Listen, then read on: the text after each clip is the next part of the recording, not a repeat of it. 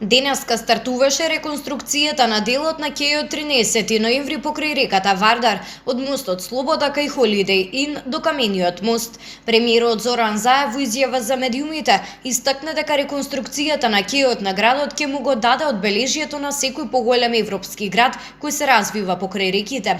Мене ми е посебно значајно што предностите на оваа реконструкција ги прифатија и сопствениците на гостителските локали на кејот. И што тие лично ќе направат демонтажа на летните тераси за да се овозможи непречено извршување на работите. Градоначалникот на Скопје Петре Шилегов истакна дека целосно ќе биде спречено нелегалното паркирање на овој простор, дополнително со сериозно ограничување на протокот на возила кои ќе може да ја користат сервисната улица само во строго определено време. Тука предвидуваме целосно ново поплочување, патека за лица со инвалидитет, високо зеленило дрворед, поставување на нови клупи, нова урбана опрема, нови смарт клупи, корпи за джебен отпад, нови жардинјери покрај дрворедот, канделабри, рефлектори за осветлување, нови бетонски, нови електрични столбови, а заради реализација на забраната за паркирање и движење по кејот 13 ноември.